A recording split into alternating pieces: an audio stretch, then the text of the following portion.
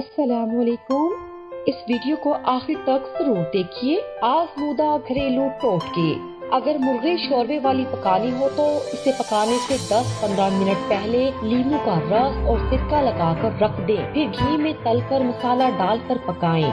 थोड़ी सी इमली पानी में भिगो दें। थोड़ी देर बाद जब इमली नरम हो जाए तो हाथ से खूब मल लें और इस इमली वाले पानी से बर्तनों को धोएं और खूब रगड़ें।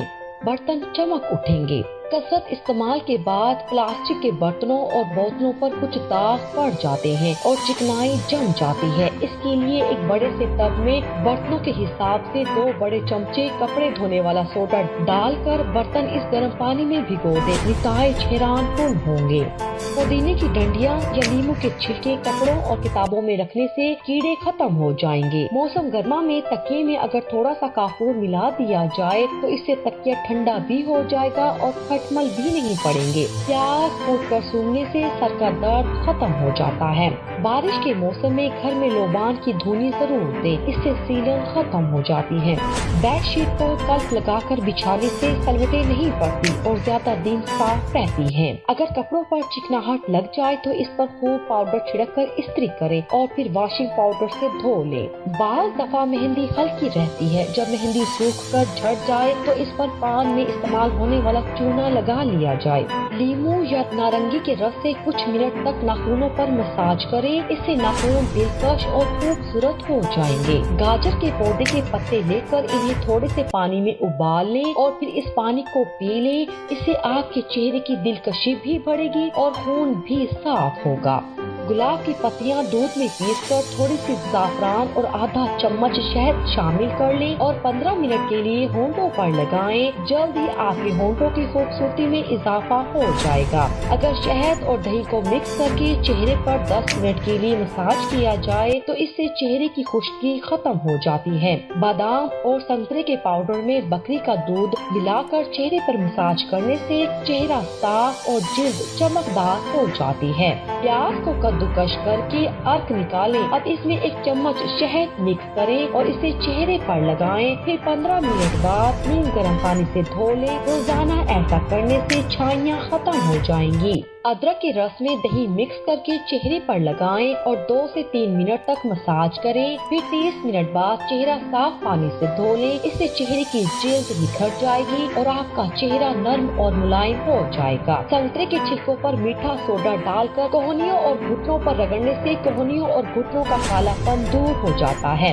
रुई के टुकड़े को अंडे की सफेदी में भिगो दें और इसको ब्लैक हेड्स वाली जगह पर चिपका दें। जब ये मुकम्मल सख्त और खुश्क हो जाए तो रुई को एहतियात से उतार लें। आपके ब्लैक हेड साथ बाहर आ जाएंगे और आपको ब्लैक हेड से निजात मिल जाएगी। नींबू की छिलके के ऊपर थोड़ी सी चीनी डालकर उन्हें होंठों पर रगड़ने से होंठों का कालापन खत्म हो जाता है और होंठ गुलाबी हो जाते हैं। अगर आपके बाल 2 मुंह हो रहे हैं तो रात को सोने से पहले सरसों के तेल में विटामिन ई का तेल मिलाकर बालों में मालिश करें। कुछ ही दिनों में अच्छा खासा फर्क देखने को मिलेगा। रमजान में गैस बदहजमी दूर करने के लिए बेहतरीन टोटके।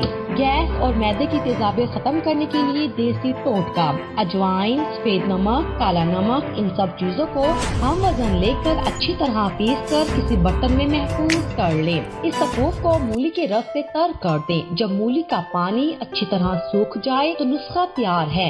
1 चम्मच पानी के साथ इस्तेमाल करने से हर किस्म की तेजाबियत और बदहजमी दूर हो जाएगी। पेट का उभार भी खत्म हो जाएगा और हैरत अंगेज तौर पर वजन में इजाफा भी नहीं होगा। अगर गलती से ज्यादा खाना खा लिया हो और खाना हजम ना हो रहा हो तो फौरन 1 चम्मच इसका खा ले। खाना फौरन हजम हो जाएगा। अगर मैदा ज्यादा खाने की वजह से खराब हो गया है तो इंशाल्लाह इस नुस्खे से अफाका होगा। मैदे की खराबी, गैस, बदहजमी और मैदे के तमाम अमराज मसलन पेट पर बोझ बनना, खट्टी डकारें आना, सीने की जलन या खाना सही से हजम ना होना, सब अमराज के लिए बहुत ही बेहतरीन आजमूदा टोटका है।